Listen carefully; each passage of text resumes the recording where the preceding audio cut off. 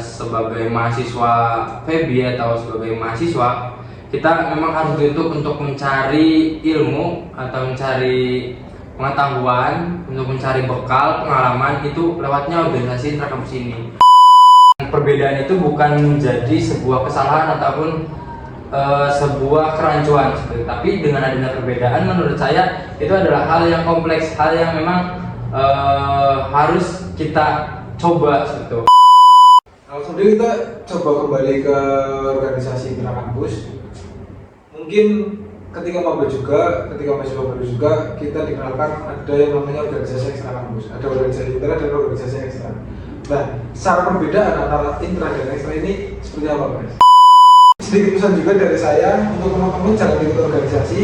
Ketika teman-teman masuk organisasi hanya untuk mencari sebuah nama teman-teman sendiri, hanya untuk mementingkan diri teman-teman pribadi. Teman-teman boleh masuk organisasi ketika teman-teman memang serius untuk berproses, serius untuk bersama-sama mengangkat nama organisasi, karena sejatinya organisasi hanyalah sebuah nama.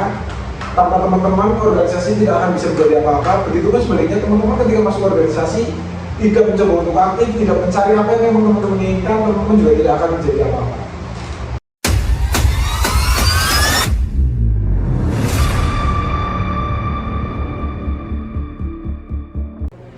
Assalamualaikum warahmatullahi wabarakatuh. Selamat pagi, selamat siang, selamat sore, dan selamat malam untuk teman-teman semua yang sedang menonton podcast kali ini.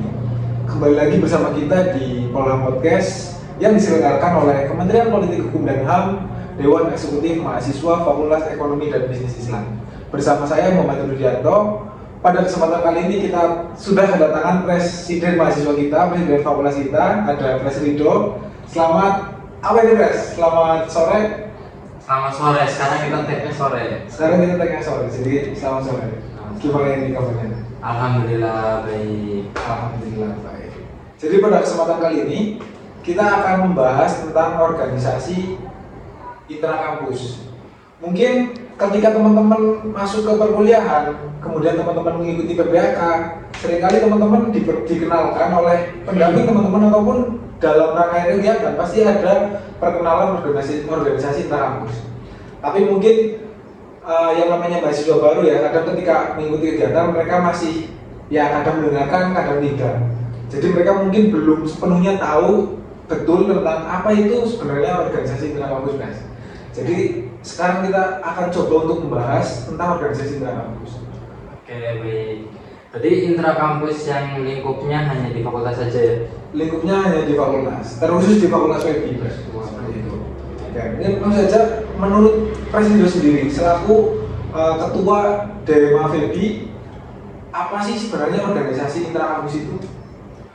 Oke, organisasi intrakampus ya. Pertanyaannya langsung berbobot banget kayak ini.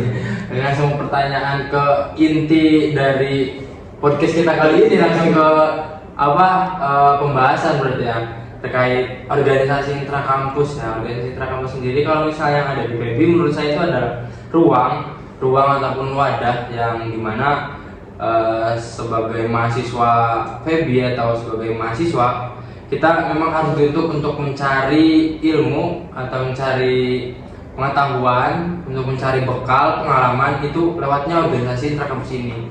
Karena menurut saya intrakampus di Fakultas FEBI memang cukup banyak dan itu masuk ke kejuruannya masing-masing gitu. Kalau misalnya emang ada yang senang di kepemimpinan, itu ada yang di lembaga mahasiswaan, dan juga ada di lembaga mahasiswaan ada SMA, DEMA, MPS, itu di bidang kepemimpinan tuh di situ bagaimana caranya memanage teman-teman yang ada yang mahasiswa biasa yang ikut organisasi. Di situ pengurus-pengurusnya, anggota-anggotanya ya buat memanage teman-teman yang mahasiswa biasa gitu yang ikut organisasi. Itu kalau kepemimpinan cocok banget tuh di situ. Terus juga mungkin ditambahi dengan pelatihan soft skill, terus juga mungkin pengumpulan ataupun mewadahi yang hard skill, bakat, minat dan lain-lain. Itu cocok kalau misalnya di intrakampusnya itu ada masuk ke lembaga mahasiswaan. Namun di sisi lain ada juga Ormawa FEBI itu ya ada komunitas FEBI kan ada 7 ya, ada KSPM, HMPS, terus juga ada KC dan lain-lain lah. CEO juga termasuk FEC, FAC itu yang memang langsung ke juruan tadi yang saya bilang, karena memang output dari organisasi itu sendiri ya untuk mewadahi atau membekali lah anak-anak ataupun mahasiswa agar mengembangkan hard skill dan soft skillnya itu gitu. Penting banget pokoknya. Oke. Tadi kan disebutkan untuk yang organisasi kampus yang berada di apa ya, yang mencakupi di ranah fakultas itu kan ada SMA dan DEMA. Nah, dari keduanya sebenarnya mempunyai perbedaan tersendiri atau sebenarnya SMA DEMA itu sama? Oke. Terkait SMA DEMA ya, tentu itu berbeda. Memang kalau misalnya melihat SMA DEMA itu sebagai lembaga tertinggi ya, lembaga organisasi tertinggi di tingkat fakultas ya, SMA dan DEMA. Kalau misalnya SMA itu bergerak di bidang legislatif yang nantinya berfokus kepada kebijakan ataupun undang-undang ataupun peraturan yang lain sebagainya lah seperti itu. Nah, nanti yang menjalankan itu DEMA sebagai eksekutif. Makanya seringkali DEMA ini dibilang sebagai lembaga eksekutif tertinggi seperti itu. Dan mungkin ketika membahas lingkup kampus atau lingkup fakultas, DEMA menurut saya untuk terkait di masanya itu tetap ada teman-teman yang di bawah HMPS seperti itu.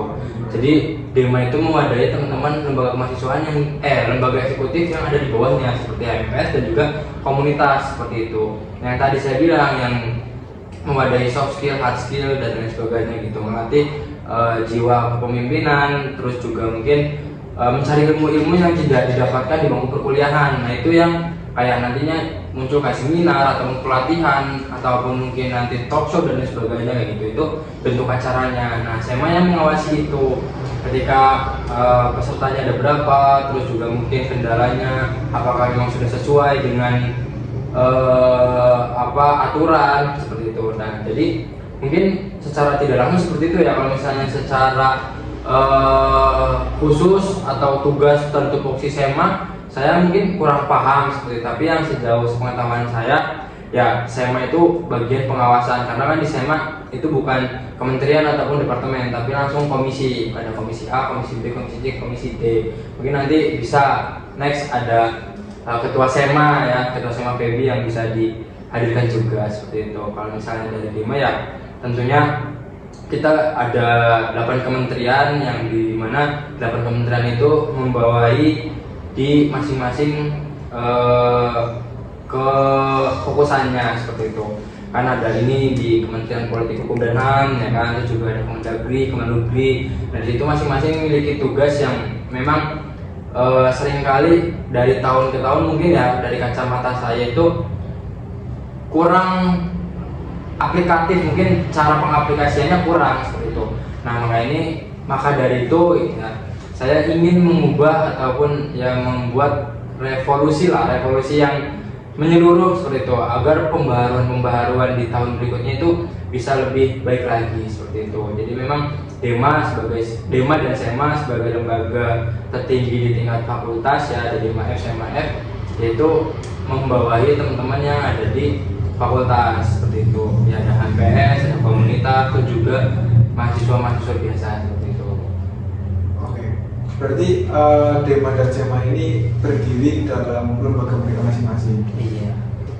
Nah, mungkin kalau untuk SMA kita akan ada pembahasan selanjutnya ya. Setelah ini mungkin cuma pada kesempatan kali ini karena kita sudah kedatangan Mas Ridho selaku ketua DEMA FEBI, maka kita akan coba untuk mengulik DEMA FEBI sendiri apa sih dan apa arah gerak DEMA FEBI pada tahun ini, seperti itu.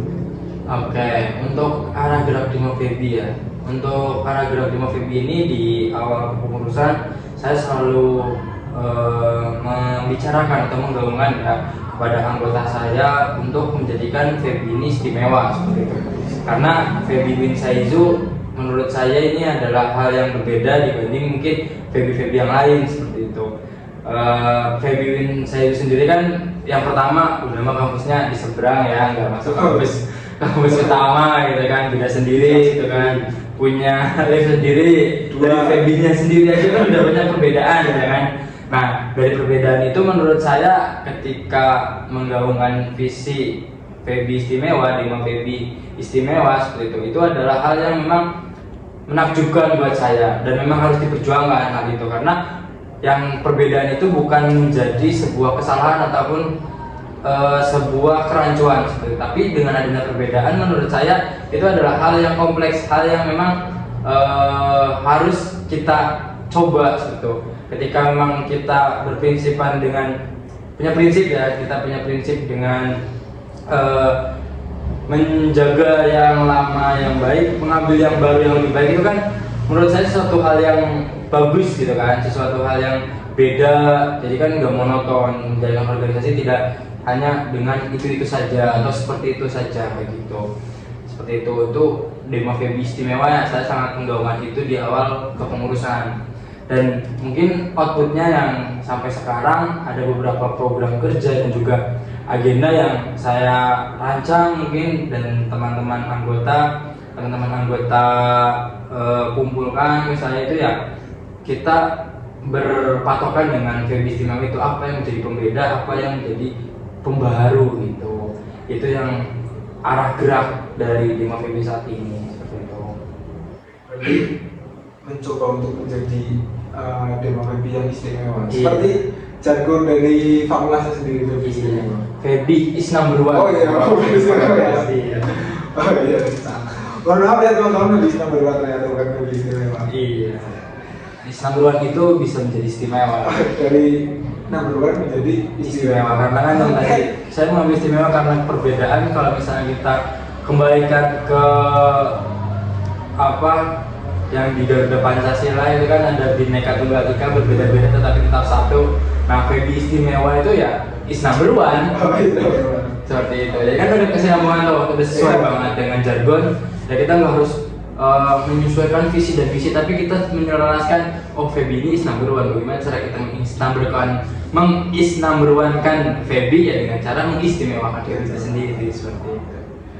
Oke, Bas. Mungkin ketika saya memposisikan diri saya sebagai seorang mahasiswa baru ya, ketika mendengar apa itu Dema Febi, karena kan ketika teman-teman mungkin ya sebelum mereka melanjutkan ke perkuliahan, teman-teman pasti para pelajar ya, khususnya di teman-teman pelajar di SMA ataupun SMK ataupun yang lainnya, pasti yang mereka tahu adalah BEM. Tapi kenapa di UIN sendiri itu namanya Dema? Ini kan secara hanya perbedaan secara nama ya. Iya. Nah, kemudian apa sebenarnya yang menjadi pembeda antara BEM dan Dema itu, Mas? Oke, yang menjadi pembeda antara BEM dan Dema, ketika kita juga kemarin pas awal periode kita ada studi banding ya, ada studi banding dengan Universitas Peradaban ya, Universitas Peradaban Bumiayu ya, di Bumiayu. Itu kan namanya BEM, tapi secara tidak langsung kita berdiskusi, kita berbicara tentang arah gerak dari masing-masing lembaga. Nyatanya sama dari segi ruh gitu ya, mungkin jiwanya ya kita ada segi ruhnya mungkin ya, rohaninya kalau misalnya dibilang dalamnya itu sama sebenarnya. BEM sama Dema itu sama, cuman ya dari namanya aja, dari luarnya aja. BEM kan Badan Eksekutif Mahasiswa. Berarti hanya perbedaan secara nama ya, secara dalam-dalamnya, secara arah geraknya mungkin masih sama. Nah, mungkin buat teman-teman juga, barangkali ada teman-teman yang belum masuk ke UIN ya, dan rencananya masuk ke UIN dan ingin berorganisasi, tapi teman-teman bingung kok kenapa di UIN sendiri nggak ada yang namanya BEM. Nah, sebenarnya di UIN itu ada, cuma secara penamaan di UIN sendiri, terkhusus di Fakultas Ekonomi dan Bisnis dan Fakultas Febi, itu namanya adalah Dema, Dewan Eksekutif Mahasiswa. Seperti itu teman-teman. Kemudian ketika kita berbicara sebagai seorang mahasiswa juga ya, dulu ketika saya masuk, saya mencoba ingin menjadi mahasiswa yang aktif di organisasi. Nah, tapi ketika awal karena kita bingung organisasi mana yang sekiranya relevan untuk mahasiswa baru ikuti. Kadang di pikiran kita ketika kita sudah langsung di taraf di ranah fakultas itu akan terasa berat. Nah, mungkin saran saja untuk teman-teman mahasiswa baru yang nantinya ingin melanjutkan di organisasi, ingin aktif di organisasi, sebaiknya mereka itu masuk ke yang mana? Karena kan yang eksekutif tadi ada Dema dan ada EPS ya. Itu lebih baik masuk ke yang mana? Oke, kita sedikit flashback boleh ya, kita sedikit cerita, sedikit sharing dari perjalanan saya di kampus, khususnya di Febi UIN Saizu. pertama kali saya masuk ya di semester 1 itu kan belum bisa tuh. Kita harus paham dulu sebenarnya tuh, paham dulu terkait open recruitment dari masing-masing lembaga seperti itu. Persyaratan-persyaratannya kita harus ketahui gitu. Nah, di semester 1 kan kita belum bisa. Bisanya itu nanti kan di semester 2. Semester 2 sebagai anggota himpunan mahasiswa yang HMPS. Terus di semester 4 itu baru masuk ke Dema, sebenarnya seperti itu. Tapi bisa dimasuki Dema di semester 2. Namun itu menjadi anggota muda, tidak menjadi staf ahli ataupun koordinator seperti itu. Sebenarnya bisa di semester 2 untuk masuk ke Dema. Tapi ya tadi skalanya mungkin lebih berbeda lagi kalau semester 2 masuk ke Dema seperti itu. Tapi nah, kalau misalnya memang ada orang yang pengen mengeksplor di situ benar-benar ya pasti dapat lah. Karena ada 3 angkatan berarti kan kalau misalnya di Dema kayak gitu. Ada kalau sekarang aja kan angkatan 22, 23, ya ada 24 juga. Itu kan ada 3 angkatan. Kalau misalnya di HMPS kan ada angkatan 24 sama angkatan 23 aja seperti itu. Nah, kalau misalnya dari saya sendiri kan pas waktu mahasiswa baru itu pas di semester 1 saya cari tahu dulu apa saja persyaratannya, karena ya saya juga punya keinginan ya untuk aktif, keinginan yang ingin benar-benar mengeksplor dunia kampus ini seperti apa, organisasi kampus ini seperti apa gitu. Nah, saya di semester 1 itu ikutnya langsung ke event, ke kepanitiaan, eventnya Dema. Nah, di situ kan ada FEBI Festival waktu itu, pas waktu tahun 2022, saya kan angkatan 22 ya. Angkatan 22 ada FEBI Festival 2022 waktu itu. Nah, saya ikut pertama kali event di kegiatannya Dema seperti itu. Padahal teman-teman yang lain ada yang masuk eventnya yang ada di MPS, ada yang di MPS Perbankan, MPS CS dan juga MPS Mahasiswa itu kebanyakan masuknya pada di event MPS seperti itu. Tapi kalau saya kemarin sama teman-teman yang mungkin sama ada wakil ketua SMA juga hari ini Mas Rino, yaitu juga saya ikutnya di event Dema tahun 2022. Nah, itu ada FEBI Festival. Nah, setelah itu saya banyak tuh ketemu relasi dan juga banyak pengetahuan lah, sharing-sharing dan lain sebagainya. Dan akhirnya masuk ke semester 2 ada open recruitment, saya masuk ke anggota HMPS. Terus 1 periode di semester 4 saya berani menyalonkan diri untuk menjadi ketua HMPS Ekonomi Syariah, dan alhamdulillah jadi saya juga menjadi ketua HMPS Ekonomi Syariah tahun 2024-2025, dan hari ini saya menjadi ketua Dema tahun 2025-2026. Nah, jadi di situ step by stepnya kalau saya itu masuk ke HMPS, ketika di organisasi HMPS, terus ke HMPS menjadi ketua, dan di Dema juga menjadi ketua seperti itu. Nah, kok bisa dari HMPS langsung masuk ke Dema seperti itu? Nah, itu yang tadi saya katakan ya, kita tuh sebenarnya harus tahu dulu kalau misalnya mau aktif, jangan cuma aktif-aktif yang FOMO gitu loh, aktif-aktif yang cuma ikut-ikut terus daftar-daftar ya gitu. Tapi harus diketahui juga kayak jalannya kemana, step by stepnya nanti mau kemana, arahnya kemana gitu. Motivasi saya sebenarnya yang bisa sampai duduk di kursi atau jabatan sebagai ketua Dema FEBI itu ya pas waktu PBAK waktu itu ada ketua Dema FEBI tahun 2022, ada Mbak Ani.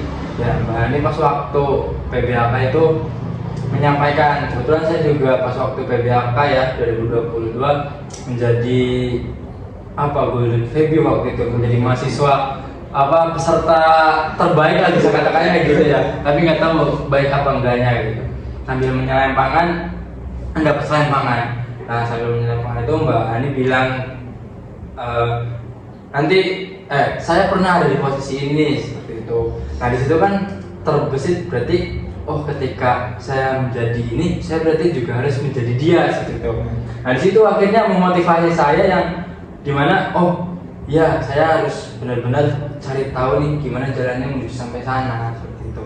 Dan akhirnya tujuan-tujuan itu, jalan-jalan yang saya ambil bisa mengantarkan saya ke tujuan saya tersebut gitu. Jadi memang harus diketahui dulu tuh dari HMPS, kenapa suka anggota HMPS. Jadi itu saya mencari pengalaman, benar-benar tadi menjalankan organisasi dengan keyakinan dan juga mungkin tidak FOMO ataupun ikut-ikutan, tapi itu benar-benar saya ada tujuan.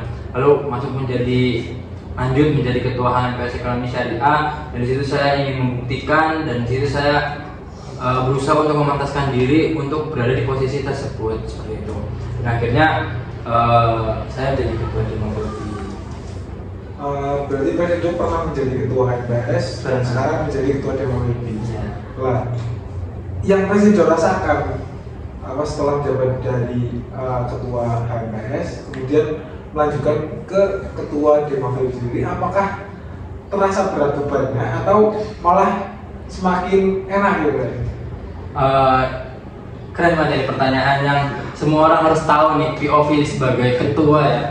Untuk di HMPS saya rasa tidak begitu sulit ya, tidak begitu sulit, dan mungkin saya rasa di situ juga masih ada api-api semangat perjuangan ya, semangat perjuangan, karena kebetulan juga kan tadi saya katakan di HMPS saya 2 periode berarti ya, menjadi anggota dan juga menjadi ketua. Nah, ketika menjadi anggota kan saya kurang lebihnya paham lah terkait jalur-jalur mana, terus juga terkait tempat mana, saya udah sedikit paham terkait lingkungan di HMPS. Jadi agak mudah ketika menjalankan HMPS, dan alhamdulillah juga pas waktu di HMPS saya kurang lebihnya pas waktu jadi ketua ya, kurang lebihnya itu saya ngerti terkait bagaimana HMPS ini harus seperti apa itu. Saya udah benar-benar mengkonsep seperti itu karena tahu juga terkait lingkungan di dalamnya seperti itu. Nah, di sisi lain juga pas waktu di HMPS menjadi ketua kan itu ada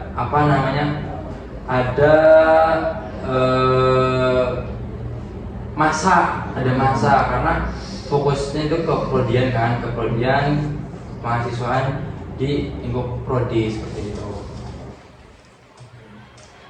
Berarti karena mungkin di HMPS sendiri yang langsung membawahi prodi, jadi mereka sudah langsung punya masa khusus di ranah prodinya mereka masing-masing. Tapi tantangan terberatnya menjadi seorang ketua HMPS pada saat itu, dan tantangan terberat dari menjadi seorang ketua Dewa sekarang, apakah berbeda atau ya sudah emang karena ini sudah terbiasa menjadi seorang ketua, jadi ya sudah apakah kebetulan tantangan itu sebagai batu kerikil atau gimana? Nah, tantangannya ya tadi tantangan menjadi ketua HMPS dan menjadi ketua DEMA sangat-sangat beda jauh, walaupun itu sama-sama di lembaga eksekutif. Tapi nyatanya yang saya rasakan yang ketika menjadi ketua HMPS seperti ini, sekarang menjadi ketua DEMA mungkin seperti itu gitu kan, seperti ini gitu kan. Ya, seperti yang tadi saya katakan ya, tadi saya sampaikan, koordinasi antara DEMA dan juga HMPS itu benar-benar selaras. Itu yang saya rekomendasikan untuk kepengurusan DEMA Febri 2026 nanti seperti itu. Karena memang arah pegangannya itu DEMA ya harus mengurusi tadi lembaga-lembaga yang ada di bawahnya. Ketika memang harus mengurus ke bawah lagi ke mahasiswa-mahasiswa biasanya, itu menurut saya sangat jauh dan itu tidak memuaskan bagi kepengurusan DEMA tersebut gitu. Dan saya juga merasakan itu. 2 kali kita bikin kegiatan, 2 kali kita berusaha untuk mewadahi mahasiswanya gitu. Seringkali ya mahasiswa lebih memilih untuk event-event ataupun kegiatan yang ada di HMPS kayak gitu. Nah, di situ entah bahasanya mungkin ya kurang menarik ataupun kurang terdistribusikan kegiatan kita ataupun mungkin kurang branding. Tapi nyatanya kita sudah melakukan itu, dan saya rasa ketika memang mereka datang ke acara itu sangat bermanfaat buat mereka seperti itu. Tapi di sisi lain ya tadi kita juga ketika bikin kegiatan, ketika kita membuat kegiatan, kita harus kita harus menyelaraskan antara SPS dan mahasiswa. Nah, ketiga itu yang sulit saya sampaikan di sini, itu sulit benar-benar kita jalankan. Nah, maka dari itu yang saya temukan di DEMA Febri hari ini kayak gitu. Berarti untuk tantangan terberat pertama mungkin dari segi masa ya, karena DEMA Febri sendiri tidak punya masa, karena masa memang langsung di ranah HMPS yang lebih dekat dengan mahasiswa. Langsung deh kita coba kembali ke organisasi intrakampus. Mungkin ketika mahasiswa baru juga kita dikenalkan ada yang namanya organisasi ekstra kampus, ada organisasi intra dan organisasi ekstra. Nah, secara perbedaan antara intra dan ekstra ini seperti apa, Mas? Oke, untuk intra dan ekstra ya, organisasi intra dan ekstra. Kalau misalnya intra yang tadi seperti yang sudah saya sampaikan, ketika berbicara tentang ekstra, menurut saya ini organisasi yang berfokus pada pengkaderan. Jadi dari FEBI Unsha itu sendiri kan memiliki 3 ekstra ya, ada HMI, IMM, dan PMI. Kalau tadi di intra kan ada SEMA, DEMA, MPS, komunitas, dan lain-lain mungkin ya. Nah kalau di ekstra itu fokus kepada jiwa kepemimpinannya, karena dari teman-teman ekstra itu memiliki kadernya masing-masing seperti itu. Yang pastinya nanti ya berfokusnya pada regenerasi kepemimpinan selanjutnya seperti itu. Terus juga mungkin lebih banyak terkait kajian-kajian karena himpunan mahasiswa Islam, pergerakan mahasiswa Islam Indonesia, terus juga ada ikatan mahasiswa Muhammadiyah. Nah disitu kan memang ekstra terkait keislaman ya, banyak nama Islamnya gitu. Nah disitu juga mungkin banyaknya kajian-kajian dan juga apa ya bahasanya, kalau misalnya Muhammadiyah sama NU itu apa namanya itu? Apa? Kayak ya, oh iya bukan, ya pokoknya lebih banyak kegiatan itulah, banyak kegiatan-kegiatan keislaman, kegiatan-kegiatan tambahan yang memang di situ memiliki apa ya pusatnya masing-masing lah kayak gitu, melestarikan budaya-budaya yang di atasnya gitu. Itu sih perbedaan dari ekstra dan intra. Kalau misalnya intra kan tadi lebih fokus ke hard skill, soft skill. Namun di sisi lain yang ekstra juga ada pengembangan hard skill dan soft skill, karena ketika menjadi pemimpin kan juga harus ada hard skill dan soft skill kan kayak gitu. Tapi ya di intra tadi lebih berfokus kepada mahasiswa-mahasiswa yang memang tidak ikut ekstra juga gitu. Oke. Terakhir Mas, mungkin teman-teman sudah sering mendengar ya ada yang namanya kurikulum merdeka. Iya, kurikulum merdeka ya? Ya, yang memang kita boleh magang dan lain sebagainya. Intinya kita punya suatu kebebasan yang di situ juga bisa langsung secara manfaat mungkin bisa langsung didapatkan oleh mahasiswa yang mengikutinya. Nah, di tengah adanya kurikulum merdeka masih relevankah organisasi sekarang?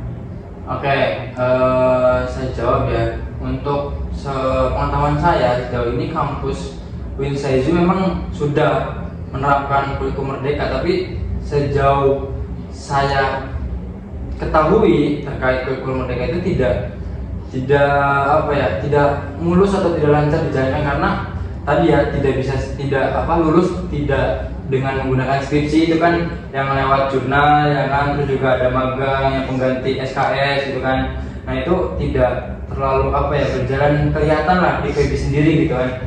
Nah justru malah hari ini juga ada ganti lagi, ada kurikulum OBE hari ini. Nah disitu juga mungkin nanti akan dijalankan di tahun 2000 angkatan 2025. OBE itu kurikulum OBE itu nanti akan dijalankan di tahun di angkatan 2025. Nah kalau misalnya angkatan sekarang itu masih pakai kurikulum merdeka seperti itu. Memang di UIN sudah ada, tapi di FEBI itu sendiri saya rasa pemanfaatannya ataupun pengaplikasiannya kurang menurut saya. Terus masih relevankah organisasi?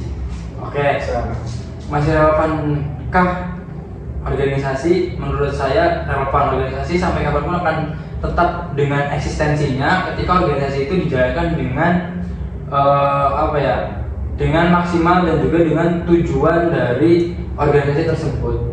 Nah seringkali hari ini dilihat organisasi itu hilang citranya seperti itu. Organisasi kampus yang tadinya harus mewadahi dan tadinya harus menjadi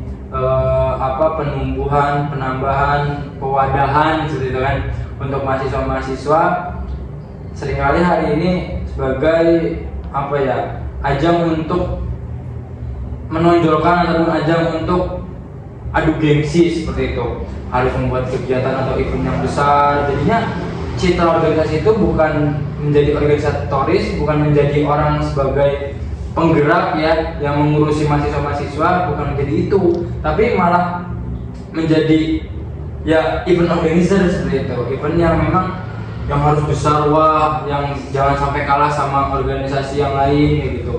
Nah di situ seharusnya kan menurut saya pribadi ya, ketika mengadakan organisasi intra kampus itu ya harus benar-benar ada ketika mahasiswa itu butuh, seperti itu. Ketika membuat event gede-gedean ketika mahasiswanya nggak butuh kan buat apa, seperti itu.